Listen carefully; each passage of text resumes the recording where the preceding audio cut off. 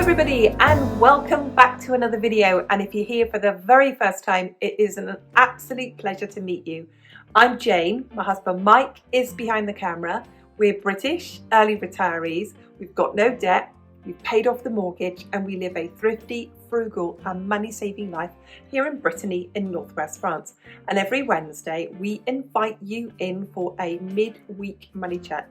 Now this week we're going to take a look at building an alternative and frugal emergency fund.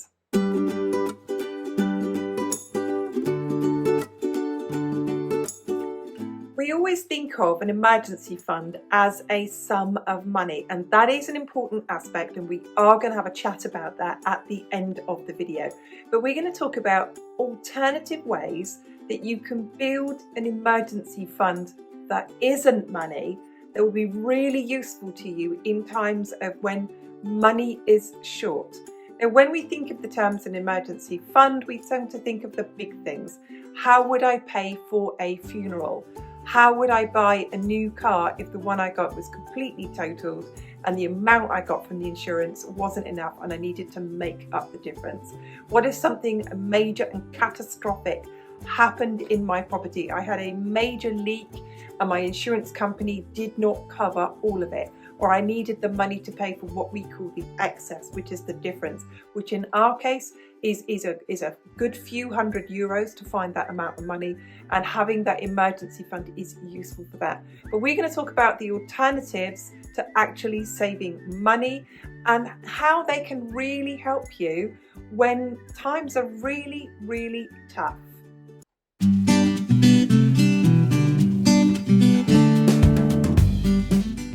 Having an emergency fund or an emergency stock in our house is often called just being prepared.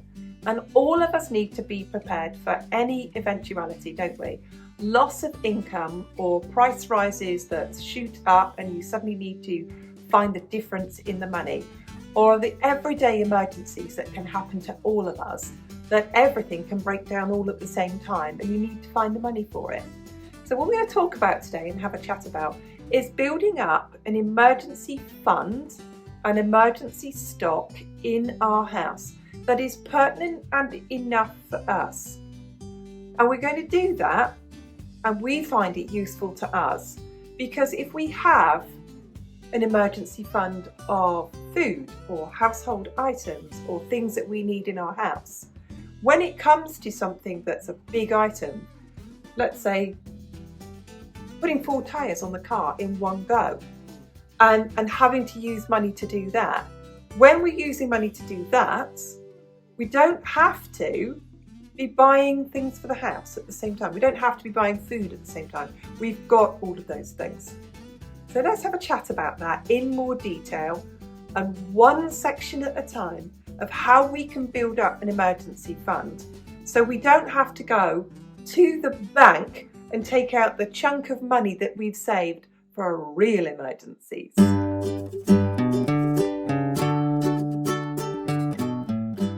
Let's talk now about the obvious one of building an emergency stock of food in our houses and how that can happen and how we do that in a frugal and budgeted way.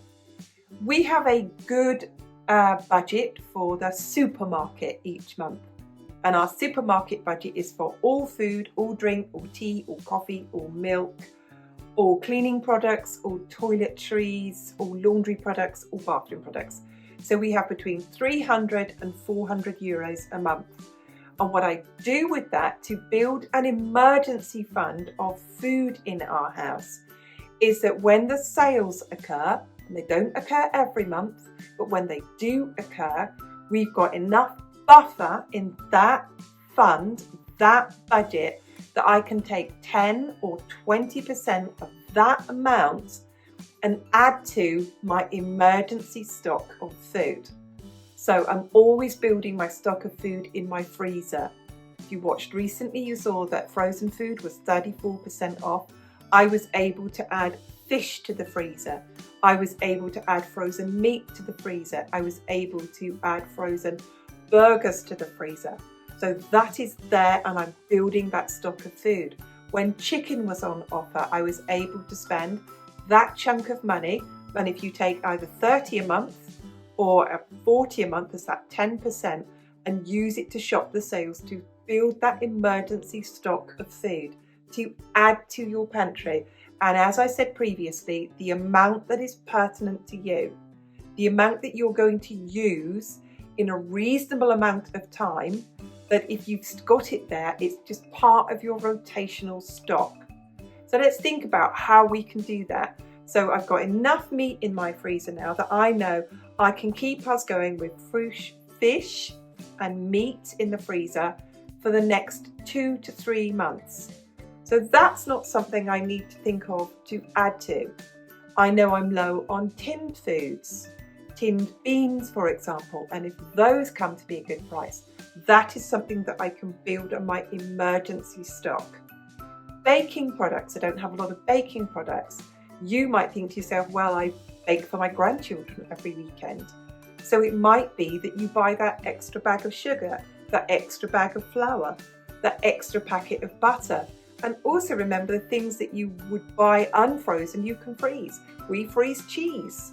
We freeze butter. You can freeze milk. You can freeze bread if you see it on a good deal. You can freeze uncooked cookie dough. And obviously, all the frozen products that you buy. So think about ways that you can build an emergency fund of food.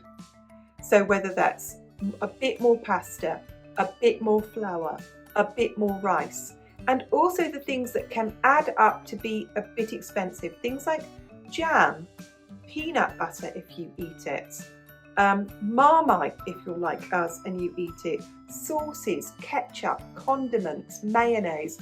Those things that you can buy a little bit of and be aware, as I said, about how much you're buying. Be aware of putting clear dates on it and rotating your stock.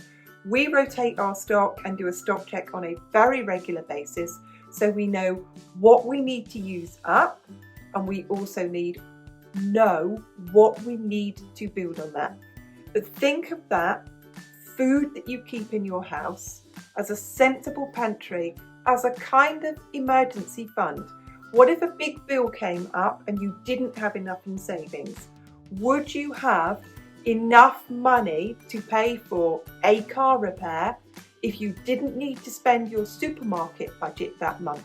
So if we needed to, we could go an entire month and not spend our €300, not spend our €400, and use that in another way if we had some kind of financial emergency and we needed to use the money.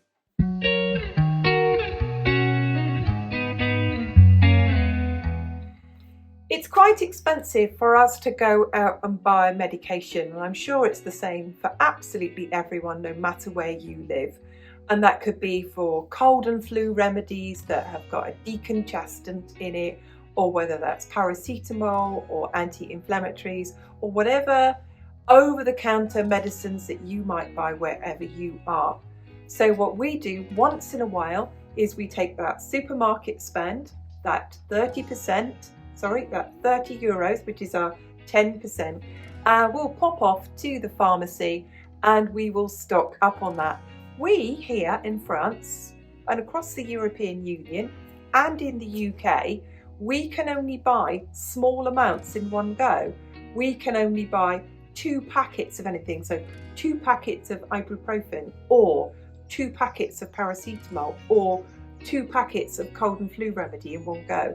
So what we do to get around that is, on our journey to the supermarket nearby, we stopped at the pharmacy in each village along the way until I'd accumulated just under €30 of paracetamol and ibuprofen to put away. So that's what I've done this month. That's part of my emergency fund that I'm building this month of May, is that I've put away a bit more medications, a pain relief medication this month, and put that away, and I've checked the dates on it. Those have got 2 years in which I can use those up. I probably will use those within the next 2 years, but I'm handing that over to you. Are there things that you might need? And beyond that, it could be things like first aid kit. It could be things like plasters, band-aids. It could be things like, I don't know, burn spray that you can put away, or an antiseptic spray that you can put away. And building up not just your pain relief, your cold and flu remedies, and those things that can be expensive if you need to buy them. But if you've got them, like having the food put away, it's things that you don't need to buy next time. So like, I don't need to buy any frozen food for months ahead, giving me some freedom in my budget. I don't need to buy any pain relief for a few months ahead. Again, giving me little relief in my budget, meaning it frees up that money that if anything came up that was expensive, I needed to pay for, at least I know I've got the food put away and I've also got some pain relief put away.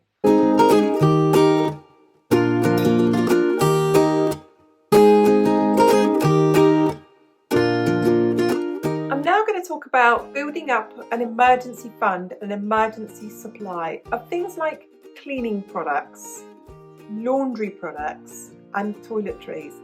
When times are financially tough and we're putting the money into food, or we're putting money into something else, or you're suddenly short of money, those things are really, really expensive.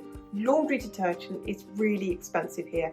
They don't sell it in just, a week's supply, do they? A week's supply would be, a tiny small box of it, wouldn't it? They sell it in weeks and weeks of supply in a big box or a big bottle. And so it can be expensive and a lump of your budget to do that. So again, that is something that we buy when it is on sale, and we take that as a percentage of that month. So 1 month, as we've shared with you, it might be toiletries. 1 month, it might be cleaning supplies. And 1 month, it might be laundry supplies. So I now have an emergency fund, an emergency supply of laundry detergent to last me until this time next year. I now have to tell myself every time I go to the store, no matter how good the deal is that I see, I really don't need to buy anything else until at least January, February next year. But toiletries can be expensive. Antiperspirant, shaving cream, razor blades, all of those things can add up. So to build your emergency fund of those, to build your emergency supply of those, to build a good stock of those, however you think of this, take a percentage each month and think to yourself, this month, it's May, what can we buy this month from this percentage that we can put away that will last us well into the future?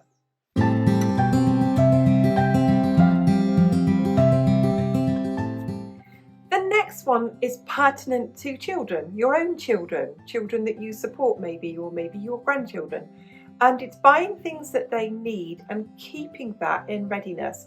Now, we all know the families who every single year buy something for the children for part of their Christmas present, or maybe a Christmas stocking, or however they present that to the children at Christmas, a little bit at a time.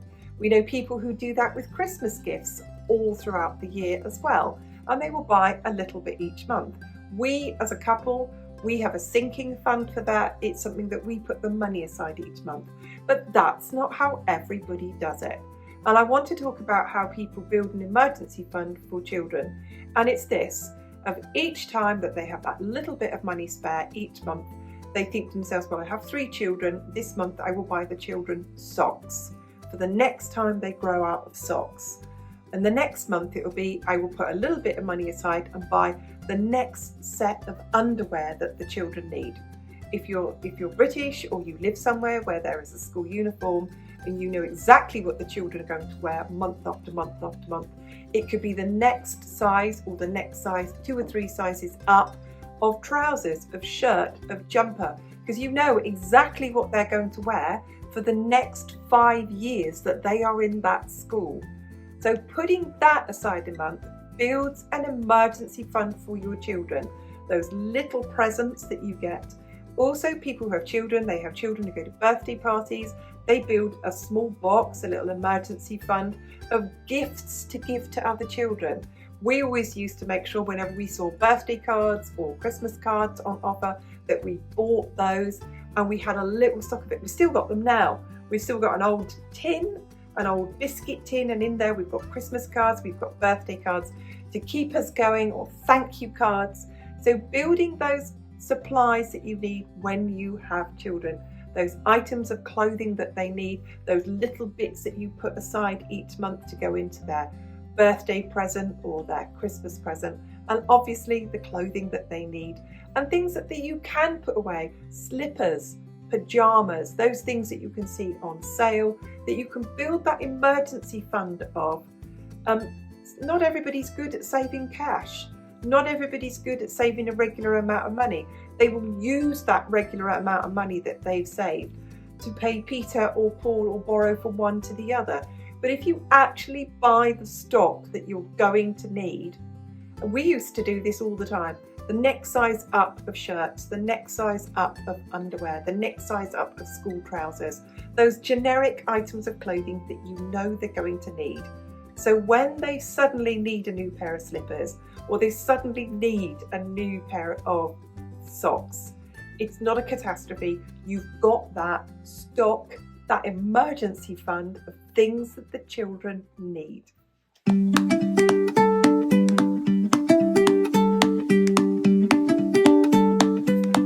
My final point is to talk about an actual financial emergency fund. And again, like the amount of food you store, the amount of toiletries that you keep, the amount of cleaning products you have, the amount of pet food that you keep, the amount of duvet covers that you decide to buy, it is pertinent and personal to you. And there are ways that I want you maybe to think about how you build that fund by first of all thinking, how much does that fund really need to be?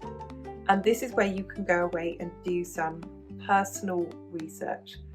I want you to take the examples of household goods. How much would it cost you to replace your fridge freezer? How much would it cost you to replace your washing machine? How much would it cost you to replace your cooker? So the absolute basics. And then I want you to go away and total 2 of those. Because what would happen if 2 of those broke down at any one time? And then think to yourselves about how you go about building that emergency fund by the fact that you've taken time to build up your food supply, you've taken time to build up your laundry products, you've taken time to build up the things your children need, and then you've got some kind of built-in flexibility of the times that you can go a few weeks without buying a few of this item or a few of that item. And so you can funnel a little bit more money into savings. And that gives you the figure to aim for. Now, the figure that we like to suggest to people is that how much would it cost to replace 2 major household items if both of them broke at the same time? Or how much would it cost to replace all of the cars on your tyre, all the tyres on your car, and how much would it cost to get your car fixed if something major went? The clutch went, something major went on your car that needed repairing. So I want you to go away and work out what those figures would be, and then think about how would I reach that financial destination? How would I build that emergency fund? Because I can share with you that we have an emergency fund of 12 months of our complete and total living expenses. It's taken us a long time to get there, and we build on it every single year. That we've got budgets in place to pay for car repairs or home repairs or things that we need. But what if you're somebody who's just starting? What if you're somebody who really sat there honestly saying to me, well, I don't have any savings. How do I build that? So to go away and think to yourselves what it would cost me. And that might be, what would it cost me to replace my fridge freezer with a second-hand one until I could afford a better one? What would it cost me to pay for a second-hand washing machine until I could afford a better one? Or a second-hand cooker until I can afford a better one? And that, again, that's an emergency fund. Those are emergency savings. Because I personally would find it extraordinarily expensive to have to go to the laundrette every week, or buying cooked food every week, or not be able to store food in a freezer. That would be an extraordinarily expensive time for me. And knowing that I have an emergency fund to pay for those household items if I needed to, even if it was to replace them with second-hand items, would give me a real sense of peace. Now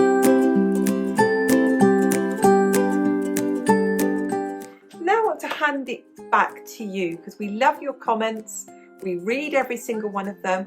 We know that you all read the comments as well, and you kind of chat amongst yourselves, and some great conversations going there in the comments below. So share with us, how do you build up emergency funds in your house if it's beyond money? I know many of you might be preserving your own food. That's an emergency fund. How do you build up a stock of things that your children need or your grandchildren need? How are you building up an emergency stock of cleaning products, of laundry products, of toiletries, of food in your house? Share it with us, because I think we always think of an emergency fund quite simply as a chunk of money, and we know for an absolute fact across many major developed countries that many people don't have that. So if they don't have that and they do have a stock instead of that, share with us, what do you have and what do you do? Thank you so much for watching. Thank you especially to everyone who takes the time and effort to leave a comment. Thank you to everybody who is a subscriber. Thank you to everyone who hits the notification bell. And we'll see you soon. Bye for now.